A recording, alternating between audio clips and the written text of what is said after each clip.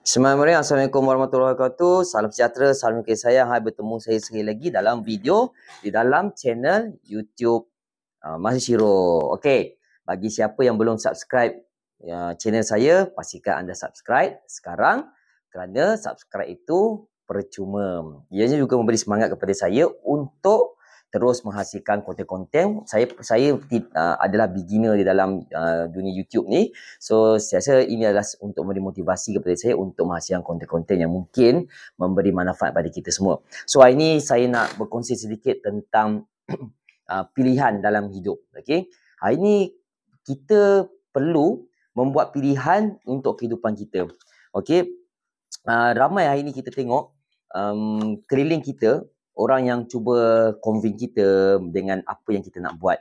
Hari ini ada orang cakap buat itu baik, buat ini baik, masuk universiti baik, tak masuk universiti baik, ambil kemahiran baik, tak ambil kemahiran baik, kerja makan gaji baik, berniaga sendiri baik, so hari ni kita boleh mendengar, bagi saya pendapat saya, kita boleh mendengar pendapat-pendapat daripada orang, kita boleh mendengar pendapat-pendapat daripada keluarga kita, tapi di akhirnya kita sendiri kena buat pilihan dalam hidup kita. Sebab apa? Kita sendiri tahu kekuatan kita. Hari ni orang tengok kita macam bijak dan mereka akan cadang kepada kita untuk buat ni, buat tu, buat ni, buat tu. Sedangkan kita tak mampu sebenarnya sebab kita lebih mengenali diri kita. Okey, sebab tu hari ni saya nak ajak sahabat-sahabat penonton semua untuk kita perbincangkan, sedikit perkongsian kita perbincangkan pilihan dalam hidup kita, kita kena buat.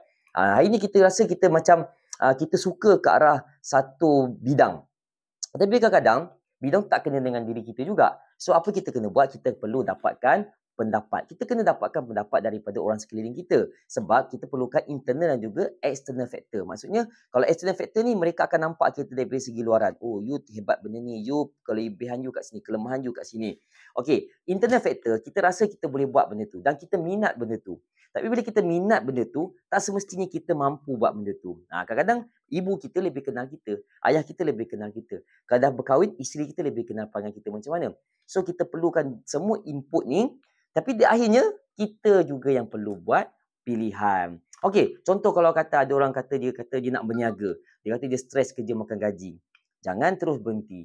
Make sure kita betul-betul faham kenapa kita nak berhenti dan adakah kita ni capable untuk berniaga. Adakah kita ni memang dilahirkan ada bakat untuk berniaga, dan kedua, adakah kita ni sanggup tempuh berbagai cabaran sebagai seorang peniaga. Dan yang ketiga, adakah kita mempunyai ilmu formal ataupun tidak formal di dalam dunia perniagaan. So, tiga perkara ni kita kena lihat dahulu sebelum kita membuat pilihan untuk bersara awal, berhenti kerja. Kita fed up gaduh dengan bos, esok berhenti kerja. Esok berhenti kerja. Duk berhenti kerja tak habis-habis 20 tahun kerja dekat luar ni, tak habis-habis duk tukar kerja. Kerja tu, kerja ni, kerja tu, kerja ni, kerja tu. Macam-macam kita buat. Okey? So macam mana kalau kita bertukar-tukar kerja selalu, atas alasan kita tak boleh ikut cara bos, tak boleh ikut cara syarikat. Maknanya benda tu bukan salah syarikat, bukan salah bos. Sebenarnya kita tidak boleh sesuaikan diri kita dengan organisasi. Itu masalah. Itu masalah yang orang tak perasan. Dia rasa dia betul benda tu. Dia rasa diri dia betul dia semua. Okey? So, bila berhenti kerja, cari kerja lain. Macam mana kita punya career path kita punya jalan kerjaya kita untuk meningkat. Macam mana orang nak naikkan pangkat kita? Kita asyik tukar-tukar kerja. Pengalaman kerja 3 bulan, 4 bulan berhenti. So, itu adalah pilihan yang tidak baik sebenarnya. So, memang saya cakap dia kita perlu buat pilihan dan juga keputusan hidup kita.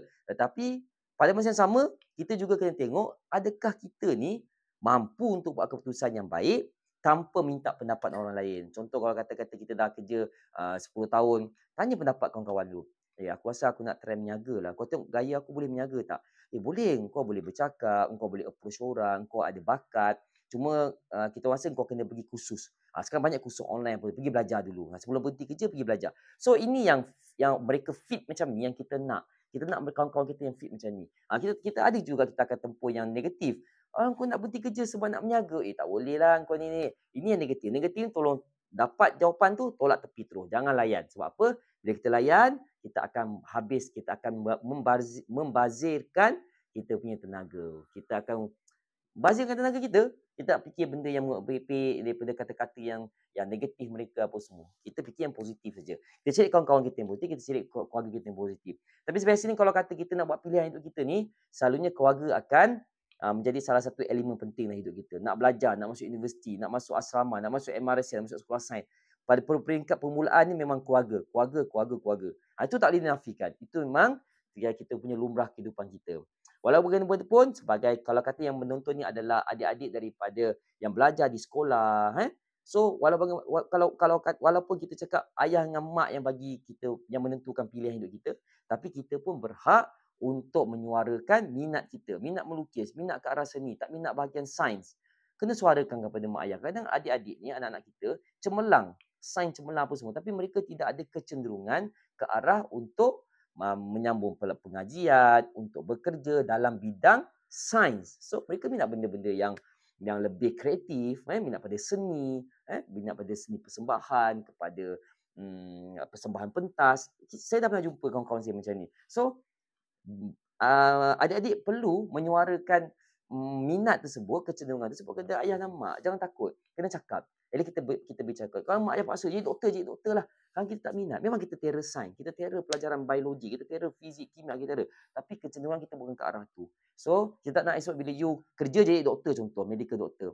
You kerja dengan keadaan tidak menghayati kerja tu.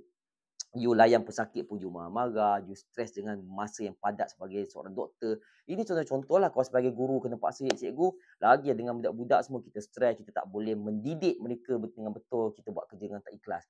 So, setiap pilihan ni memang kita kena tentukan sendiri. Kita ada hak untuk buat keputusan kita berdasarkan pandangan dan juga nasihat-nasihat daripada orang luar. Orang luar boleh kerumun kita, boleh jumpa kita, bagi idea, bagi apa.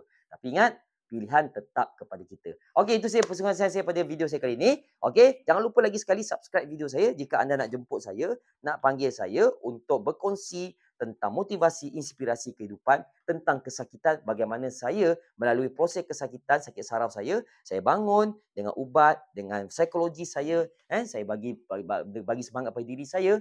Kalau anda ada nak jemput saya, pastikan anda hubungi saya, jangan letak dalam ruangan komen dan saya akan hubungi anda. Ataupun boleh call saya 01-2561-8098. Tuan-puan, jihad ilmu, jihad ekonomi, jihad pendidikan. Assalamualaikum warahmatullahi wabarakatuh. Terima kasih.